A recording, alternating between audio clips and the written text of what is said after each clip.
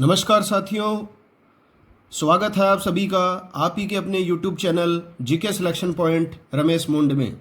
साथियों, राजस्थान का इतिहास चल रहा था और राजस्थान के इतिहास में हम बात कर रहे हैं मेवाड़ के इतिहास की। इससे पहले मेवाड़ के इतिहास के संदर्भ में 2 वीडियो मेरे द्वारा प्रदर्शित किए जा चुके हैं।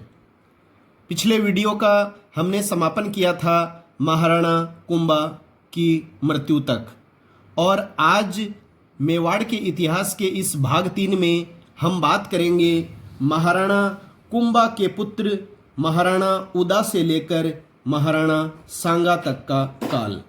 तो आज की इस वीडियो में महाराणा उदा से लेकर महाराणा सांगा तक का मेवाड़ का इतिहास मैं आपके बीच प्रदर्शित करूंगा। और साथियों, संपूर्ण जानकारी जो है वो प्रश्नों के माध्यम से व्यवस्थित क्रम में मैं आपके सामने प्रस्तुत करूंगा। तो क्रमबद्धता जो है वो विशेषता है मेरे इस वीडियो की। प्रारंभ से लेकर आखिरी तक पूरा का पूरा राजस्थान का इतिहास मैं आपके बीच व्यवस्थित क्रम में प्रस्तुत करूंगा। और यकीन मानिए, अगर आपने ये सारे वीडियोस देख लिए हैं तो आपका प्रश्न कभी भी राजस्थान के इतिहास के संबंध में गलत नहीं होगा। तो शुरू करते हैं आज की वीडियो। अगर वीडियो पसंद आए तो लाइक कीजिएगा, अधिक से अधिक शेयर कीजिएगा, और चैनल को सब्सक्राइब नहीं किया है तो सब्सक्राइब कर लीजिएगा। बेल आइकन निश्चित रूप से दबाइएगा ताकि प्रत्येक बुधवार तथा शनिवार को प्रातः 9 बजे मेरे द्वारा प्रस्तुत की जाने वाली वीडियो के नोटिफिकेशन सबसे पहले आपको प्राप्त हो सकें। वीडियो का पहला प्रश्न है, महाराणा कुंभा की हत्या करके मेवाड़ का शासक कौन बना? तो महाराणा कुंभा की जो हत्या है वो 1468 में हो गई थी, आपको पता है। और महाराणा कुंभा की हत्या इसके पुत्र उदा के द्वारा की गई थी। उदा का जो नाम है वो था उदयकरण, लेकिन ये उदा के नाम से प्रसिद्ध हुए। 1468 में कुंभा के पुत्र उदा ने इसकी हत्या कर दी थी। और उदा मेवाड़ के इतिहास में पितृहंता के नाम से जाना जाता है। तो मेवाड़ के इतिहास में पितृहंता के नाम से कौन जाना जाता है? तो उत्तर आ जाएगा उदा या उदयकरण। अगला प्रश्न है, महाराणा कुंभा की हत्या का समाचार मिलते ही कुंभा के दूसरे पुत्र रायमल ने उदा पर आक्रमण कर दिया। इस आक्रमण से डरकर उदा किसके पास सहायता मांगने पहुंचा?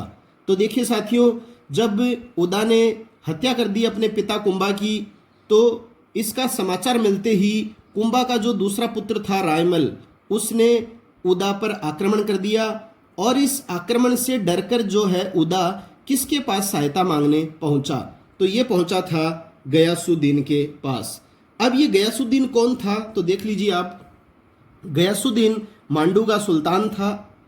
इसने जब उदा को सहायता देने से मना कर दिया तो उदा ने अपनी पुत्री के विवाह का प्रस्ताव रखकर गयासुद्दीन को मना लिया। कुछ ही समय बाद बिजली गिरने से उदा की असामयिक मृत्यु भी हो गई थी। अगला प्रश्न है, उदा की मृत्यु के बाद रायमल मेवाड़ का शासक बना। शासक बनते ही इसे कौन सा युद्ध लड़ना पड़ा? तो देखिए, उदा का जो अपने पिता को मारने के पीछे जो उद्देश्य था वो था शासन व्यवस्था प्राप्त करना, लेकिन ये शासन व्यवस्था प्राप्त करने में असफल रहा। इसे इसके भाई रायमल के द्वारा पराजित कर दिया गया और अकस्मात बिजली गिरने से उदा की मृत्यु भी मालवा में हो गई थी।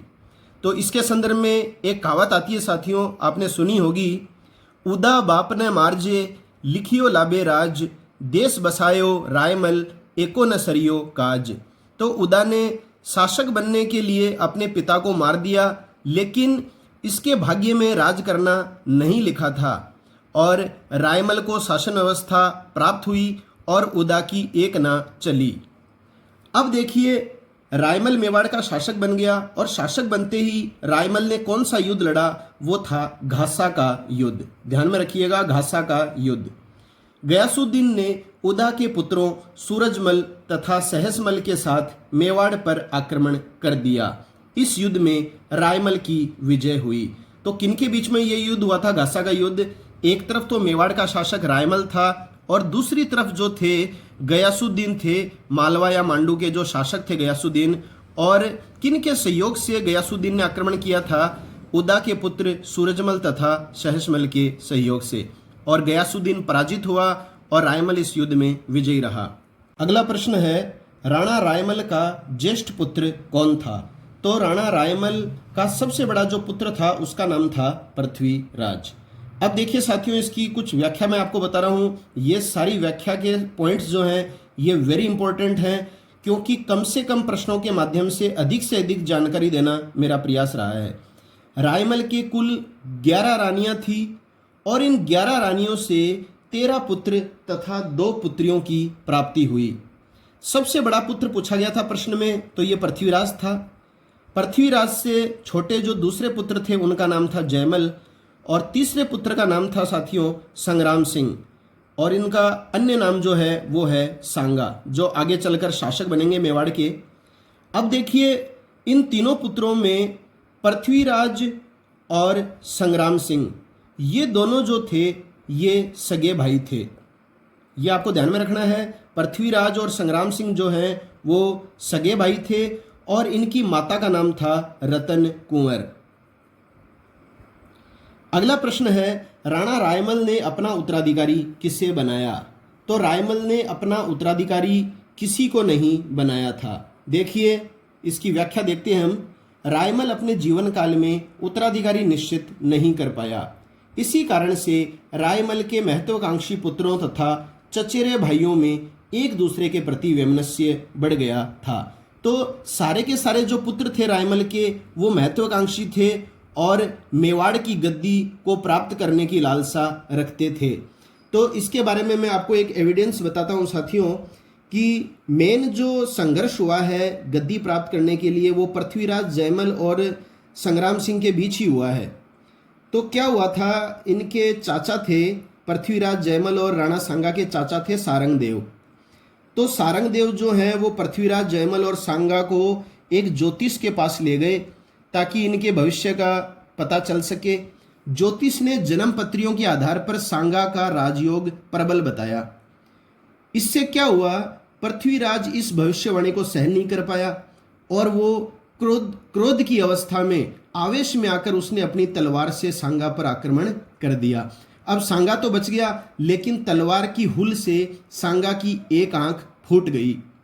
सारंग देव ने बीच में आकर दोनों को समझाया और उसने सांगा की आंख का इलाज भी करवाया, किंतु सांगा की एक आंख जो है इस हादसे में हमेशा के लिए चली गई।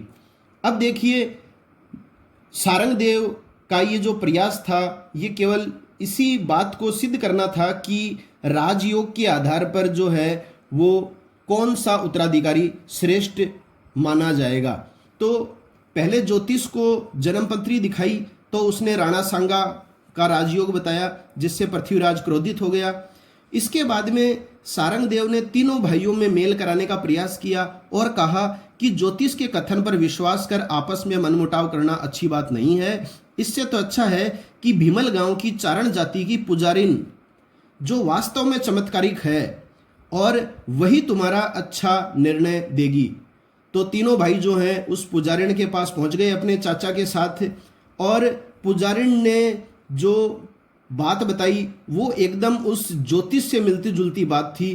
पुजारिन ने भी राणा सांगा को ही मेवाड़ का अगला उत्तराधिकारी बताया और पुजारिन की इस भविष्यवाणी के साथ ही तीनों भाइयों में युद्ध जो है वो शुरू हो गया था। अगला प्रश्न है, सांगा अपने भाई पृथ्वीराज तथा जयमल द्वारा मारे जाने के भय से अजमेर पहुंचा तथा इसे किसके द्वारा शरण दी गई?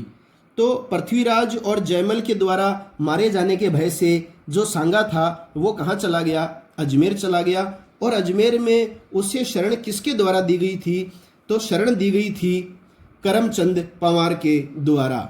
करमचंद पंवार जो था वो एक डकैत था तथा डाके डालकर अपना जीवन निर्वाह करता था और शासक बनने तक जो सांगा है वो करमचंद पंवार के पास ही रहा था। अगला प्रश्न है, महाराणा सांगा ने शासक बनते ही रावत की उपाधि किसे प्रदान की? तो सांगा ने शासक बनते ही रावत की उपाधि प्रदान की थी करमचंद पंवार को। यह आपको ध्यान में रखना है। जब तक राणा सांगा मेवाड़ का शासक नहीं बन गया था तब तक राणा सांगा जो है वो इसी करमचंद पंवार के पास शरण लिए हुए था और करमचंद पंवार के द्वारा किए गए उपकारों का एहसान मानते हुए राणा सांगा ने गद्दी प्राप्त करने के पश्चात इसे रावत की उपाधि प्रदान की थी। अगला प्रश्न है, मेवाड़ के इतिहास में उड़ता राजकुमार के नाम से कौन जाना जाता है? तो उड़ता राजकुमार के नाम से जाना जाता है मेवाड़ के इतिहास में रायमल के सबसे बड़े पुत्र को पृथ्वीराज सिसोदिया। इसको कहा जाता है उड़ता राजकुमार। यह एक कुशल धावक था तथा कल्पनाएं बनाने में दक्षता प्राप्त था। ये हमेशा कहता था, मुझे मेवाड़ का शासन प्रबंध संभालने के लिए निर्मित किया गया है। तो ये कथन भी आपको ध्यान में रखना है। किसके द्वारा कहा गया कथन है, मुझे मेवाड़ का शासन प्रबंध संभालने के लिए निर्मित किया गया है? तो ये कथन था पृथ्वीराज सिसोदिया का। अगला प्रश्न है, ताराबाई का विवाह रायमल के किस पुत्र के साथ हुआ? तो ये आपको ध्यान में रखना है। ताराबाई से संबंधित प्रश्न जो है वो आई बार परीक्षा में पूछे जाते हैं। तो ताराबाई का विवाह रायमल के किस पुत्र के साथ हुआ था? ये हुआ था ज्येष्ठ पुत्र पृथ्वीराज सिसोदिया के साथ। और ये ताराबाई कौन थी? ये टोडा के शासक राव सुल्तान की पुत्री थी। तो देखिए साथियों, ताराबाई जो थी वो टोडा के शासक राव सुल्तान की पुत्री थी। और जब मालवा के सुल्तान गयासुद्दीन खिलजी ने रणथंबोर, टोडा और बूंदी को अपने अधिकार में कर लिया था तो टोडा के राव सुल्तान अपनी इस पुत्री ताराबाई के साथ मेवाड़ रियासत के शासक रायमल की शरण में आ गए थे। राव सुल्तान ने ये प्रतिज्ञा ले रखी थी कि वो अपनी पुत्री का विवाह उस वीर व्यक्ति के साथ करेगा जो उसे टोडा देकर मतलब टोडा जो है वापस जो व्यक्ति उसे जीत कर दिलाएगा उसी से राव सुल्तान अपनी बेटी ताराबाई का विवाह करेगा। रायमल के जो द्वितीय पुत्र थे जयमल ने तारा की सुंदरता पर आसक्त होकर उससे विवाह करने की जिद की तथा राव सुल्तान व तारा के साथ अत्यंत ही अशिष्ट व्यवहार भी किया। इस व्यवहार से क्रोधित होकर राव सुल्तान ने जो है वो जयमल को मौत के घाट उतार दिया तथा राणा रायमल को इसकी सूचना दे दी। अब देखिए, इस तरह जयमल की तो मृत्यु हो ही गई थी राव सुल्तान के द्वारा। जयमल की मृत्यु के बाद रायमल के जो ज्येष्ठ पुत्र थे पृथ्वीराज ने तारा से विवाह करने का निर्णय कर टोडा पर आक्रमण कर उसे जीत लिया। तो पृथ्वीराज ने टोडा पर आक्रमण किया और उसको जीत लिया। राव सुल्तान को टोडा दिला दिया और राव सुल्तान की प्रतिज्ञा के अनुसार राव सुल्तान ने अपनी पुत्री का विवाह किसके साथ कर दिया? कुंवर पृथ्वीराज के साथ कर दिया था। तो ये आपको ध्यान में रखना है। और इसी पृथ्वीराज ने अजमेर के दुर्ग का जीर्णोद्धार कर अपनी पत्नी के नाम पर इस दुर्ग का नाम रखा था तारागढ़ का दुर्ग। तो ये दुर्गों के संदर्भ में जब हम बात करेंगे तो इसकी सारी कहानी आपके बीच प्रस्तुत की जाएगी। अगला प्रश्न है, रायमल की पुत्री जिसका विवाह सिरोही के शासक राव जगमाल के साथ संपन्न हुआ था। तो रायमल की पुत्री वो कौन थी जिसका विवाह सिरोही के शासक राव जगमाल के साथ हुआ था? तो उसका नाम था आनंदाबाई। अब देखिए साथियों, राव जगमाल जो थे सिरोही के शासक, वो आनंदाबाई को अत्यधिक कष्ट दे रहे थे। अतः इन्हें समझाने के लिए पृथ्वीराज सिरोही गए थे और लौटते समय राव जगमाल ने विष युक्त लड्डू पृथ्वीराज के साथ बंधवा दिए थे, जिनको खाने से रास्ते में ही कुंभलगढ़ दुर्ग के पास पृथ्वीराज सिसोदिया की मृत्यु हो गई। और पृथ्वीराज सिसोदिया की याद में 12 खंभों की जो छतरी है वो कुंभलगढ़ दुर्ग में बनवाई गई है। अगला प्रश्न है, पृथ्वीराज सिसोदिया की छतरी स्थित है। तो ये बात अपन कर चुके हैं, कुंभलगढ़ दुर्ग में है पृथ्वीराज सिसोदिया की छतरी। और पृथ्वीराज सिसोदिया की जो छतरी है ये 12 खंभों की छतरी है। अगला प्रश्न है, जब जयमल तथा पृथ्वीराज दोनों नहीं रहे, मतलब दोनों की मृत्यु हो गई, आपको पता है जयमल की जो मृत्यु हुई थी वो कैसे हुई थी आपको पता है, राव सुल्तान के द्वारा इनको मार दिया गया था। और पृथ्वीराज की मृत्यु कैसे हुई तो वो आपको पता ही है कि सिरोही के शासक राव जगमाल ने जो है लौटते समय विष युक्त लड्डू इनके साथ बंधवा दिए थे, जिनको खाने से इसकी भी मृत्यु हो गई। तो जब दोनों की मृत्यु हो गई तो मेवाड़ के शासक रायमल ने किसे मेवाड़ का शासक बनाया? तो जाहिर सी बात है इसका उत्तर आएगा सांगा या संग्राम सिंह। रायमल ने अपने पुत्र संग्राम सिंह या सांगा को अजमेर से बुलाकर मेवाड़ का शासन सौंप दिया। और रायमल की छतरी भी देखिए साथियों पूछी जाती है। रायमल की जो छतरी है वो है जावर उदयपुर में। अगला प्रश्न है महाराणा सांगा का जन्म, राज्याभिषेक तथा मृत्यु हुई। तो जन्म जो हुआ था वो हुआ था मालवा राजस्थान में 12 अप्रैल 1482 ईस्वी को। 12 अप्रैल 1482 को हुआ था राणा सांगा का जन्म। कहाँ हुआ था? मालवा राजस्थान में। दूसरी बात आती है राज्याभिषेक की। राणा सांगा का राज्याभिषेक जो हुआ था वो हुआ था 24 मई 1509 ईस्वी को। अब साथियों आपको इस वीडियो में जो प्रश्न पूछा जाएगा वो आप अच्छी तरह सुन लीजिए। प्रश्न है महाराणा सांगा का राज्याभिषेक कहाँ हुआ था? महाराणा सांगा का राज्याभिषेक कहाँ हुआ था? अगला है मृत्यु। राणा सांगा की जो मृत्यु है ये हुई थी 30 जनवरी 1528 को। मृत्यु हुई थी उत्तर प्रदेश के कालपी स्थान पर। अगला प्रश्न है 16वीं शताब्दी का एकमात्र हिंदू राजा जिसके सेनापतित्व में सभी राजपूत जातियों ने विदेशियों को भारत से निकालने के लिए एकजुटता दिखाई। वेरी इंपॉर्टेंट क्वेश्चन है ये। मतलब 16वीं शताब्दी का एकमात्र अंतिम हिंदू शासक था जिसके शासनकाल में सभी राजपूत जातियों ने विदेशियों को भारत से खदेड़ने के लिए संगठन के रूप में एकजुटता दिखाई। तो वो था महाराणा सांगा के काल में। इसी कारण से राणा सांगा को हिंदू पथ के नाम से भी जाना जाता था। तो साथियों ये अलग से प्रश्न भी बनता है, मैं आपको इसी प्रश्न में व्याख्या के रूप में बता रहा हूँ। हिंदू पथ के नाम से किसे जाना जाता है? तो हिंदू पथ के नाम से जाना जाता है राणा सांगा को। और क्यों जाना जाता है? क्योंकि इसी के सेनापतित्व में सभी राजपूत जातियों ने विदेशियों को भारत से निकालने के लिए एकजुटता दिखाई थी। अब देखिए अगला जो प्रश्न है इसमें आपको बताना है कि ये कथन जो है वो किस शासक के द्वारा दिया गया है।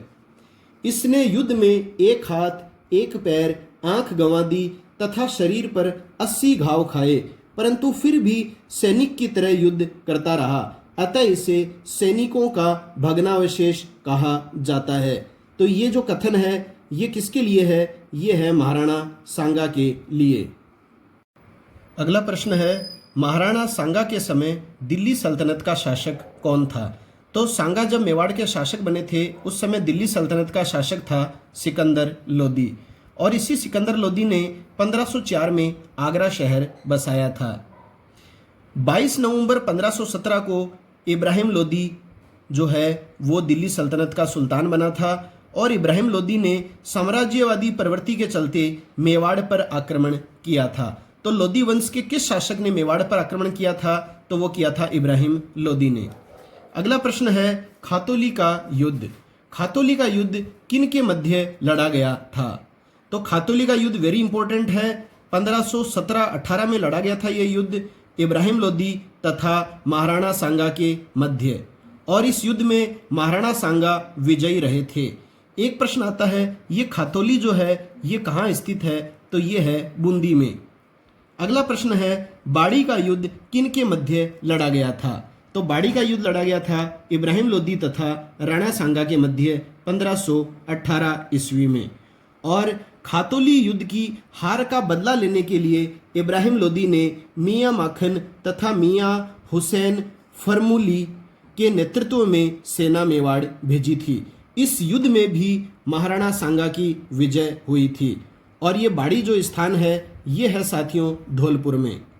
अगला प्रश्न है किस युद्ध में विजय प्राप्त करने के पश्चात महाराणा सांगा उत्तरी भारत का सबसे शक्तिशाली शासक बन गया था? तो ये आपको ध्यान में रखना है।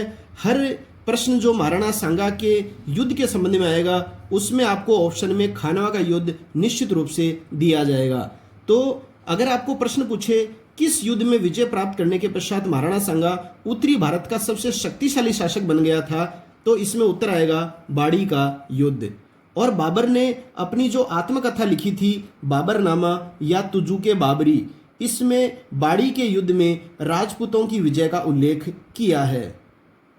अगला प्रश्न है, चंदेल के शासक जिसे महाराणा सांगा ने गागरोन की जागीर देकर वहां का शासक बना दिया, तो महाराणा सांगा तो बनाया था मेदिनी राय को। ये मेदिनी राय वही है जिसे बाबर ने चंदेरी के युद्ध में पराजित किया था। मालवा के शासक महमूद खिलजी द्वितीय ने मेदिनी राय को दंडित करने के लिए गागरोन दुर्ग पर आक्रमण कर दिया। राणा सांगा ने 1519 में खिलजी द्वितीय को पराजित किया तथा कुछ समय बंदी बनाकर रिहा कर दिया। अगला प्रश्न है, ईडर का निर्णायक युद्ध कब तथा किन के मध्य हुआ? तो ईडर का निर्णायक युद्ध जो हुआ था वो 1520 में हुआ था राणा सांगा तथा गुजरात के शासक मुजफ्फर शाह द्वितीय के मध्य। देखिए, सांगा व मुजफ्फर शाह द्वितीय के मध्य ईडर के उत्तराधिकारी को लेकर कई बार युद्ध हुआ, परंतु निर्णायक युद्ध 1520 में राणा सांगा तथा मुजफ्फर शाह के मध्य जो लड़ा गया उसमें राणा सांगा की अंतिम रूप से निर्णायक विजय हुई। तो ईडर का युद्ध जो है वो कई बार लड़ा गया था उत्तराधिकार को लेकर, लेकिन निर्णायक जो युद्ध था साथियों वो आपको परीक्षा में पूछा जाता है 1520 में लड़ा गया था, जिसमें अंतिम रूप से राणा सांगा विजयी रहा। अगला प्रश्न है, पानीपत का प्रथम युद्ध किन के मध्य लड़ा गया था? तो पानीपत का प्रथम युद्ध जो था ये लड़ा गया था 21 अप्रैल 1526 को जहीरुद्दीन मोहम्मद बाबर तथा इब्राहिम लोदी के मध्य। इस युद्ध से पहले बाबर ने राणा सांगा से मदद मांगी थी। कौन से युद्ध की बात कर रहे हैं अपन? पानीपत के प्रथम युद्ध से पहले बाबर ने राणा सांगा से मदद मांगी थी तथा विजय होने के बाद दिल्ली बाबर के राज्य की तथा आगरा मेवाड़ राज्य की सीमा बनाए जाने का आश्वासन भी बाबर ने राणा सांगा को दिया था। राणा सांगा मदद के लिए तैयार भी हो गए थे, परंतु मेवाड़ के सरदारों ने राणा सांगा को यह कहते हुए रोका कि सांप को दूध पिलाने से क्या लाभ, और राणा सांगा ने बाबर की कोई भी सहायता नहीं की। अगला प्रश्न है, बयाना का युद्ध कब व किन के मध्य लड़ा गया था? तो बयाना का जो युद्ध है साथियों वो हुआ था 16 फरवरी 1527 को। एक तरफ थे बाबर के सेनापति मेहंदी ख्वाजा और दूसरी तरफ मेवाड़ की सेना थी राणा सांगा के नेतृत्व में। तो अगर हम कहें कि बाबर तथा राणा सांगा के मध्य बयाना का युद्ध लड़ा गया था तो ये गलत नहीं होगा, लेकिन बाबर की ओर से सेना का नेतृत्व किया था मेहंदी ख्वाजा ने। राणा सांगा के सैनिकों की इस युद्ध में विजय हुई थी। मुगल सैनिक डरकर भाग गए तथा बयाना दुर्ग जो भरतपुर में है पर मेवाड़ सेना का अधिकार हो गया। अब देखिए साथियों, कुछ जानकारियां मैं आपको दे रहा हूं जो बयाना के युद्ध के पश्चात से लेकर खानवा के युद्ध तक हुई थी। तो आपको पता चल गया कि बयाना का युद्ध 16 फरवरी 1527 को लड़ा गया था बाबर और राणा सांगा के मध्य, और इस युद्ध में राणा सांगा की विजय हुई और मुगल सेना जो थी वो मेहंदी ख्वाजा के नेतृत्व में पराजित हुई और डरकर भाग गई।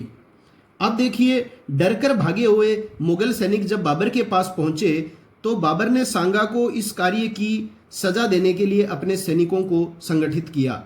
और इसी समय काबुल के एक ज्योतिषी थे साथियों जिनका नाम था मोहम्मद शरीफ। मोहम्मद शरीफ ने यह घोषणा कर दी थी कि बाबर के ग्रह इस समय अनुकूल नहीं है, अतः वह राणा सांगा से किसी तरह का युद्ध न लड़े। परंतु बाबर तो हर हाल में ये निर्णय ले चुका था कि उसे अपने अंतिम शक्तिशाली कांटे राणा सांगा को हर हाल में पराजित करना है। अब देखिए साथियों, मुगल सैनिकों ने बाबर को ये कहते हुए कि ये राजपूत युद्ध जीतने के लिए युद्ध नहीं करते अपितु मरने मारने के लिए युद्ध करते हैं, हम तो आपका कतई युद्ध में साथ नहीं देंगे, क्योंकि हमें जीवित रहना है। अब बाबर के सामने ये समस्या हो गई कि सैनिकों के मन में तो मेवाड़ सेना के प्रति जो है भय बैठ चुका है, उसको कैसे निकाला जाए। तो बाबर ने अपने सैनिकों से कहा कि तुम सभी मेरे शराब पीने के कारण परेशान रहते हो ना, अगर तुम मेरा युद्ध में साथ दोगे तो मैं कभी शराब नहीं पीऊंगा। सैनिकों ने यह कहते हुए मना कर दिया कि हे बादशाह, तुम चाहे शराब पियो या न पियो, लेकिन हम तुम्हारे साथ मरने के लिए वहां नहीं जाएंगे। अब बाबर के सामने और भी समस्या आ गई, क्योंकि सैनिक किसी हाल में तैयार नहीं थे। तो बाबर ने सैनिकों से यह भी कहा कि मैं मुगल व्यापारियों के ऊपर लगने वाले तमगा कर को हटा दूंगा, वह जीत जाने पर सभी सैनिकों को चांदी का सिक्का भी दूंगा। मुगल सैनिकों ने फिर कहा कि बाबर, तुम व्यापारियों के ऊपर से चाहे तमगा कर हटा दो या मत हटाओ, यदि युद्ध में हम तुम्हारे साथ जाते हैं तो मरने के बाद हमारे लिए आपके द्वारा दिया जाने वाला सिक्का किस काम का है। ये प्रयास भी बाबर का विफल रहा। अंत में थक हार कर जो है बाबर ने इस युद्ध को, जो राणा सांगा के विरुद्ध वो लड़ने वाला था, उस युद्ध को जिहाद का युद्ध या धर्म युद्ध घोषित कर दिया। और बाबर ने क्या कहा, सभी कुरान को छूकर खुदा का नाम लेकर कसम खाओ कि या तो हम फतेह ही करेंगे, अन्यथा इस जंग में अपनी जान दे देंगे। बाबर के इन शब्दों ने मुगल सैनिकों में एक नया उत्साह भर दिया, नए जोश का संचार किया और मुगल सैनिक युद्ध लड़ने के लिए तैयार हो गए। कौन सा युद्ध लड़ने के लिए तैयार हो गए उसकी बात अपन आगे करेंगे। वो युद्ध था खानवा का युद्ध। अगला प्रश्न है, बयाना के युद्ध के पश्चात बाबर ने राणा सांगा के पास संधि का प्रस्ताव भेजा। ये देखिए, थोड़ा सा बयाना के युद्ध के जस्ट बाद की बात है, जब काबुल के ज्योतिष मोहम्मद शरीफ ने घोषणा कर दी थी कि हे बाबर, आप अभी युद्ध न लड़ें क्योंकि ग्रह आपके अनुकूल नहीं है। तो बाबर ने क्या किया था साथियों, पहला प्रयास संधि करने का किया था। बाबर ने राणा सांगा के पास संधि का प्रस्ताव भेजा। इस संधि प्रस्ताव के तहत कौन से प्रावधान बाबर ने किए थे, तो देखिए कौन से प्रावधान थे। दिल्ली तथा इसके सभी परगने बाबर के अधिकार में रहेंगे। और दूसरा प्रावधान था, बयाना के समीप बहने वाली पीली नदी मेवाड़ तथा मुगलों की सीमा मानी जाएगी। अब देखिए, ये जो संधि थी या संधि प्रस्ताव था, राणा सांगा के विश्वसनीय सामंत सलहदी तंवर ने संपन्न नहीं होने दिया। ये राणा सांगा का विश्वसनीय सामंत था सलहदी तंवर। इसी के धोखे दिए जाने के कारण ही आगे जो है राणा सांगा खानवा का युद्ध हारेगा तथा बाबर व सांगा के मध्य युद्ध लड़ा जाना तय हो गया। तो किसके कारण ये संधि प्रस्ताव स्वीकार नहीं हो पाया, तो बाबर के विश्वसनीय सामंत सलहदी तंवर के कारण। अगला प्रश्न है, खानवा का युद्ध कब तथा किन के मध्य लड़ा गया था। तो खानवा का जो युद्ध है ये वेरी इंपॉर्टेंट है साथियों, सबसे ज्यादा परीक्षाओं में पूछा जाता है मेवाड़ के इतिहास के संदर्भ में। तो ये युद्ध लड़ा गया था 17 मार्च 1527 को। किनके मध्य, मुगल बादशाह बाबर तथा मेवाड़ के महाराणा सांगा के मध्य। अब देखिए खानवा कहाँ स्थित है, ये प्रश्न भी कई बार परीक्षाओं में आता है। तो खानवा जो है राजस्थान के भरतपुर जिले की रूपवास तहसील में गंभीरी नदी के किनारे स्थित है। और ये जो युद्ध है ये प्रातः 9:30 बजे प्रारंभ हुआ था। इस युद्ध में बाबर विजयी रहा तथा वह हिंदुस्तान का शासक बन गया। अब देखिए मोहम्मद शरीफ, इसकी बात अपन कर ही चुके हैं। मोहम्मद शरीफ कौन था, काबुल का ज्योतिष था जिसने खानवा युद्ध से पहले बाबर की हार की भविष्यवाणी की थी। तो उसने मना किया था कि हे बाबर, अभी ग्रह आपके अनुकूल नहीं है, आप किसी प्रकार का युद्ध राणा सांगा के साथ न लड़ें। अगला प्रश्न है पाती परवन। देखिए ये शब्दावली परीक्षाओं में पूछी जाती है। पाती परवन से क्या तात्पर्य है, मतलब आप क्या समझते हैं। तो साथियों ये प्राचीन राजपूत परंपरा थी पाती परवन, जिसे राणा सांगा ने खानवा युद्ध से पहले पुनः जीवित किया। तो खानवा के युद्ध से पहले राणा सांगा ने जिस राजपूत प्राचीन परंपरा को पुनः जीवित किया था वो परंपरा थी पाती परवन। और इस परंपरा के अंतर्गत राजपूत शासक जो युद्ध लड़ता था वो प्रत्येक सरदार को अपनी ओर से युद्ध में भाग लेने के लिए निमंत्रण भेजता था। अगला प्रश्न है जगमेर। ये जगमेर जो है भरतपुर में है। जगमेर का शासक जिसे राणा सांगा ने भीलवाड़ा में ऊपर माल की जागीर देकर अपना सामंत बनाया। तो वो कौन था जगमेर का शासक? अशोक परमार। ये प्रश्न भी परीक्षाओं में कई बार आता है। अगला प्रश्न है, खानवा के युद्ध में राणा सांगा के सहयोगी थे। तो ये आपको विशेष रूप से ध्यान में रखना है, राणा सांगा का सहयोग खानवा के युद्ध में किन किन ने किया था? तो आमेर के शासक पृथ्वीराज कछुआ ने राणा सांगा का सहयोग किया था। ईडर के शासक भारमल ने भी सहयोग किया था। मारवाड़ के शासक मालदेव के द्वारा सहयोग किया गया था राणा सांगा का। और चंदेल व गागरोन के शासक मेदिनी राय ने भी राणा सांगा का सहयोग किया था। अब देखिए, जहां तक सैनिक संगठन की बात है साथियों, तो राणा सांगा की सेना बाबर की सेना की दुगुनी थी। तो सेना का जो अनुपात था वो 2:1 था। तो 2 आया है राणा सांगा के लिए और 1 आया है बाबर के लिए। और इस युद्ध में सांगा के साथ जो है 7 उच्च श्रेणी के शासक थे, 9 राव थे तथा 104 सरदार थे। ये जो जानकारी दी गई है कि इस युद्ध में 7 बाबर के साथ जो है राणा सांगा के साथ 7 उच्च श्रेणी के शासक थे खानवा के युद्ध में, 9 राव थे और 104 सरदार थे, इसकी जानकारी इतिहासकार कर्नल जेम्स टोड के द्वारा दी गई है। और एक बात आपको ध्यान में रखनी है, वेरी इंपॉर्टेंट है, खानवा के युद्ध में राणा सांगा की ओर से लड़ने वाला एकमात्र मुस्लिम सेनापति कौन था? तो राणा सांगा की ओर से लड़ने वाला एकमात्र मुस्लिम सेनापति वो था हसन खां मेवाती।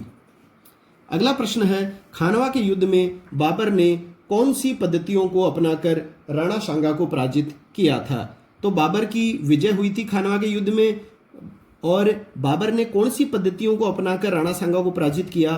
तो सबसे पहला है बंदूकों का प्रयोग किया। बाबर ने बंदूकों का प्रयोग किया खानवा के युद्ध में, तोपखाने का भी प्रयोग किया और तुलुगमा युद्ध पद्धति का भी प्रयोग किया था। अब देखिए साथियों, बंदूक का जो प्रयोग बाबर ने जो सीखा था ये ईरानियों से सीखा था। तोपखाने का प्रयोग जो है वो सहजातीय तुर्कों से ही सीखा था। और तुलुगमा युद्ध पद्धति का जो प्रयोग है बाबर ने ये उज्बेकों से सीखा था।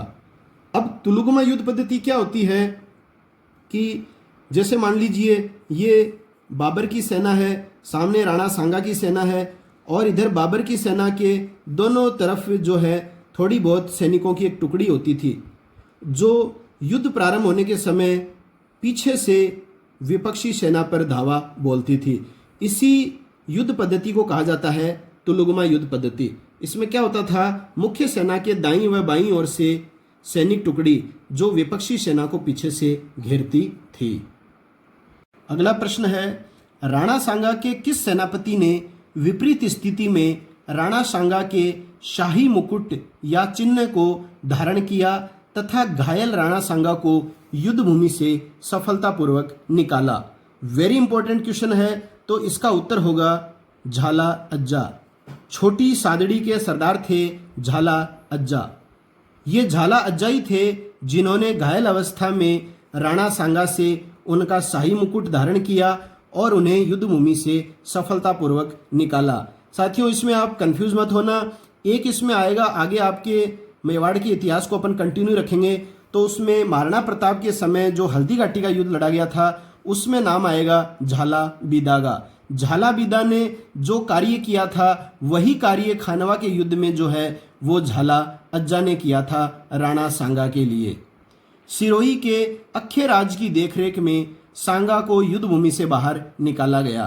तो सिरोही के शासक अक्खे राज की देखरेख में सांगा को युद्ध भूमि से बाहर निकाला गया और बाबर की जो सेना है वो झाला अज्जा को ही राणा सांगा समझते हुए युद्ध लड़ती रही। अगला प्रश्न है, खानवा के युद्ध मैदान से राणा सांगा को घायल अवस्था में सर्वप्रथम कहाँ ले जाया गया? तो राणा सांगा को घायल अवस्था में सबसे पहले ले जाया गया था दौसा के बसवा स्थान पर। बसवा से सांगा को उत्तर प्रदेश के कालपी स्थान पर ले जाया गया। कालपी में ही सांगा को होश आया और इसने युद्ध के बारे में सैनिकों से पूछा तथा पुनः आक्रमण का आदेश दिया तथा सैनिकों ने पुनः युद्ध को अपना विनाश समझते हुए 30 जनवरी 1528 को कालपी में ही राणा सांगा को विष दे दिया जिससे इनकी मृत्यु हो गई। तो इस तरह से कालपी में इनकी मृत्यु हुई थी सैनिकों के द्वारा विष दिए जाने के कारण। अगला प्रश्न है, राणा सांगा की छत्री स्थित है तो साथियों राणा सांगा की छतरी के बारे में कई बार परीक्षाओं में प्रश्न आता है। ये है भीलवाड़ा में मांडलगढ़ स्थान पर। सांगा को कालपी से मांडलगढ़ लाया गया तथा यहीं इनका दाह संस्कार किया गया था। अगला प्रश्न है, खानवा के युद्ध में बाबर की विजय के कारण क्या थे? तो इसकी चर्चा हम पहले कर चुके हैं, थोड़ा सा और देख लीजिए। बाबर की विजय के कारण थे तोपखाने का प्रयोग करना, और बाबर के प्रमुख जो तोपखाना विभाग के जो अध्यक्ष थे, प्रमुख थे, वो थे मुस्तफ़ा तथा उस्ताद अली। ये तोपखाना विशेषज्ञ थे। इसके अलावा बाबर ने बंदूकों का प्रयोग किया था और इसी युद्ध में तुलुगमा पद्धति का प्रयोग भी बाबर ने किया था। तो ये तीनों कारण तो हम पहले देख चुके हैं। इसके अलावा महत्वपूर्ण जो कारण एक बच गया था वो ये है कि रायसेन के सलहदी तंवर तथा नागौर के खानजादा अंतिम समय पर बाबर से मिल गए थे। तो सलहदी तंवर और नागौर के खानजादा जो थे वो अंतिम समय पर बाबर से मिल गए और युद्ध का समीकरण जो है वो बाबर के पक्ष में चला गया। अगला प्रश्न है, खानवा के युद्ध के पश्चात बाबर ने कौन सी उपाधि धारण की? तो खानवा के युद्ध के पश्चात बाबर ने गाजी की उपाधि धारण की और इसका तात्पर्य होता है काफिरों का वध करने वाला। युद्ध में विजय प्राप्ति के पश्चात बाबर ने अपने शत्रुओं की खोपड़ियों को बटोरकर उनकी मीनार खड़ी करवाई थी। अगला प्रश्न है, खानवा युद्ध के पश्चात बाबर ने प्रमुख कथन दिया जिसका उल्लेख इनकी आत्मकथा तुजुके बाबरी या बाबरनामा में मिलता है। तो कौन सा कथन दिया था जिसका उल्लेख तुजुके बाबरी में मिलता है खानवा युद्ध को विजित करने के पश्चात बाबर ने? तो वो कथन है, भारतीय सैनिक मरना जानते हैं, लड़ना नहीं जानते। ये आपको ध्यान में रखना है, भारतीय सैनिक मरना जानते हैं, लड़ना नहीं जानते। ये कथन है बाबर का खानवा युद्ध के पश्चात दिया हुआ। अगला प्रश्न है, महाराणा सांगा का पुत्र मीराबाई का पति जो खानवा के युद्ध में वीर गति को प्राप्त हुआ, तो वो था भोजराज। तो महाराणा सांगा का पुत्र था ये, मीराबाई के पति भी थे जो खानवा के युद्ध में वीरगति को प्राप्त हुए थे। वो कौन थे? भोजराज। इसके अलावा जो महाराणा सांगा के अन्य पुत्र थे जिनकी हम आगे क्रमबद्ध रूप से अगले वीडियो में बात करेंगे, वो थे उदय सिंह द्वितीय, रतन सिंह द्वितीय, विक्रमादित्य, और भी आगे तक हम अगले वीडियो में आपके बीच प्रस्तुत करेंगे सारा का सारा मेवाड़ का इतिहास का घटनाक्रम। तो साथियों, ये था आज का अपना वीडियो। आशा है आपको पसंद आया होगा। मेरी मेहनत आपको अगर अच्छी लगी है तो वीडियो को लाइक ज़रूर कीजिएगा, अधिक से अधिक अपने साथियों में वीडियो को शेयर कीजिए। अगर चैनल को सब्सक्राइब नहीं किया है तो चैनल को सब्सक्राइब कर लीजिए, बेल आइकन को दबा दें ताकि मेरे द्वारा हर बुधवार तथा शनिवार को सुबह 9 बजे जो वीडियो प्रदर्शित की जाती है उसका नोटिफिकेशन सबसे पहले आप तक पहुंच सके। अब आखिरी में वो 2 क्वेश्चन जिनका जवाब आपको कमेंट बॉक्स में देना है। पहला प्रश्न है, महाराणा सांगा का राज्याभिषेक कहाँ हुआ? पहला तो आपको ये जवाब देना है कि महाराणा सांगा का राज्याभिषेक कहाँ हुआ था, और दूसरा प्रश्न है, महाराणा सांगा का शासनकाल क्या रहा है? तो महाराणा सांगा का राज्याभिषेक कहाँ हुआ, पहला प्रश्न। दूसरा प्रश्न, महाराणा सांगा का शासनकाल क्या रहा है? यह आप कमेंट बॉक्स में दीजिए। और पिछला जो वीडियो था मेवाड़ का इतिहास भाग 2, उसमें मैंने आपसे प्रश्न पूछा था महाराणा कुंभा का शासनकाल। तो महाराणा कुंभा का शासनकाल है 1433 से 1468 ईस्वी। हरि देतरवाल जी ने इस प्रश्न का बिल्कुल सही जवाब दिया था, 1433 से 1468। तो साथियों, मिलते हैं नए वीडियो के साथ। तब तक के लिए जय हिंद, जय भारत, वंदे मातरम।